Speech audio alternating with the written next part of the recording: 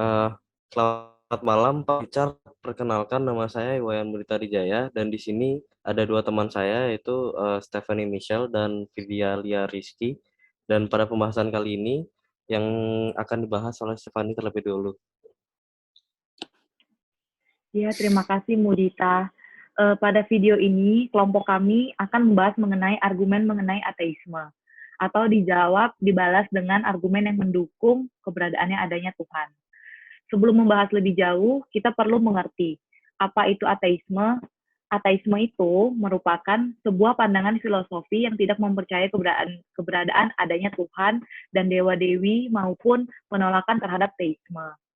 Dalam pengertian yang paling luas, ia merupakan ketiadaan kepercayaan pada keberadaan dewa atau Tuhan. Feuerbach adalah tokoh yang terkenal dengan argumennya, yang menentang agama dan keberadaan Tuhan. Ia berpandangan bahwa Tuhan berasal dari kesadaran dan dambaan manusia. Menurut Feuerbach, karena manusia mencari kekekalan, kebahagiaan, kebenaran, dan keamanan, maka manusia menganggap bahwa pastilah ada objek nyata yang sesuai dengan cita-citanya, yaitu Tuhan. Filsuf Freud mengatakan hal yang tidak jauh berbeda. Pada intinya Tuhan itu diciptakan manusia, yang diciptakan sebagai memenuhi hasrat dan kebutuhan psikologis dan emosi manusia. Namun, pendapat-pendapat mengenai ateisme atau eksistensi Tuhan tidak nyata telah dibantah oleh beberapa argumen dari para filsuf yang akan dibahas oleh detail pada video ini, yakni argumen ontologis oleh Plato, argumen kosmologis oleh Aristoteles, argumen teologis oleh Paley, dan argumen moral oleh Immanuel Kant. Di mana teori-teori tersebut yang akan menjelaskan keberadaan Tuhan atau teisme secara nyata, dan akan disambung oleh Mudita. Baik, saya akan menjelaskan bagian dua dari pertanyaan yang ada. Di bagian dua ini terdapat tiga argumen yang menentang tentang ateisme, yaitu argumen ontologis, argumen kosmologis, dan argumen teologis.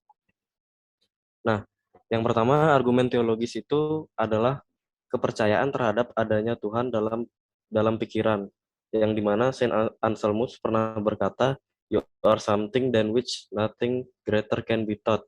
Jadi Tuhan itu adalah sesuatu yang lebih besar darinya dan tidak bisa dipikirkan. Contoh analogi simpelnya adalah suatu gedung tertinggi adalah gedung yang paling tinggi dan tidak ada yang paling tinggi darinya. Ontologis itu bertanya tentang Tuhan dan apa jawabannya, dan jawabannya adalah Tuhan adalah sesuatu yang lebih besar darinya dan tidak dapat dipikirkan, atau kata-kata yang lebih mudah dipahami adalah kita tidak bisa memikirkan sesuatu yang lebih besar dari Tuhan. Nah, yang kedua ada argumen kosmologis. Argumen kosmologis adalah argumen yang mengenai sebab akibat yang munculnya dari paham bahwa alam bersifat mungkin atau mungkin kontingen dan bukan bersifat wajib dalam wujudnya. Dengan kata lain, bahwa alam adalah akibat dan setiap akibat pasti ada sebabnya. Argumen kosmologis tentang adanya Tuhan pertama kali dicetuskan oleh Plato dengan melakukan sebuah pembuktian adanya Tuhan dengan berdasarkan dua macam gerakan yang ada di dunia, yaitu gerakan asli dan gerakan yang digerakkan. Gerakan asli merupakan wujud dari hidup, dan gerakan yang digerakkan merupakan gerakan yang bergantung pada gerakan wujud yang hidup. Dan dari pembuktian yang ia lakukan, Plato berargumen bahwa gerakan alam semesta adalah secara mutlak dan disebabkan oleh aktivitas dari sesuatu yang berjiwa. Dan wujud Tuhanlah yang mengatur dan memelihara sehingga bisa disebut yang maha pemelihara dan bersifat maha bijaksana. Nah, yang ketiga ada argumen teologis. Argumen teologis merupakan pembuktian yang lebih spesifik dari pembuktian kosmologis. Pembuktian ini pada dasarnya berasal dari kenyataan adanya aturan-aturan yang terdapat dalam alam semesta yang tertib, rapi, dan bertujuan. Nah, William Paley yang merupakan seorang teolog menyatakan bahwa alam ini penuh dengan keteraturan dan di balik itu semua ada sang pencipta yang maha kuasa. Tuhan menciptakan alam semesta penuh dengan tujuan yang tertentu. Seperti halnya Tuhan menciptakan mata kita untuk melihat keindahan yang diciptakan oleh Tuhan. Nah, dalam paham teologi, segala sesuatu yang dipandang sebagai organisasi yang tersusun dari bagian-bagian yang mempunyai hubungan yang erat dan saling bekerja sama. Alam ini beredar dan berevolusi bukan karena suatu hal yang kebetulan, melainkan memiliki tujuan tertentu demi kebaikan universal, dan tentunya Tuhanlah yang merupakan alasan mengapa alam ini tetap beredar dan berevolusi. Selanjutnya akan dilanjutkan sama teman saya, Vidi. Silakan, Vidi. Oke, baik. Makasih, Kak. Bagian ketiga ini berisi tentang jawaban tambahan yang relevan di luar pemikiran para filsuf abad pertengahan. Saya akan mencoba menjelaskan dari beberapa filsuf. Yang pertama, Descartes tahun 1596 sampai 1650. Filsafat ketuhanan menurut Descartes adalah berawal dari fungsi iman yang pada akhirnya berguna untuk menemukan Allah. Tanpa iman, manusia cenderung menolak Allah. Ada dua hal yang bisa ditempuh agar aku atau diri kita sampai kepada Allah. Yang pertama, jalan yang pertama adalah sebab akibat, bahwa dirinya sendiri atau manusia itu pasti diakibatkan oleh penyebab pertama, yaitu Allah. Jalan yang kedua adalah secara ontologis yang diwarisinya dari Anselmus. Allah yang ada itu tidak mungkin berdiri sendiri tanpa ada kaitan dengan suatu entitas lain. Maka Allah pasti ada dan bereksistensi. Maka Allah yang ada dalam ide Descartes sudah sempurna, bahwa dia ada dan dapat diandalkan dalam relasi dengan entitas lainnya itu. Yang kedua adalah Immanuel Kant tahun 1724 sampai 1804. Kant sangat terkenal dengan kata-katanya, yaitu langit berbintang di atasku dan hukum moral di dalam batinku. Disinilah iman diperlukan, sebab Allah pada kenyataannya tidak bisa dibuktikan dengan pengalaman indrawi semata. Allah melampaui hal-hal rasio murni.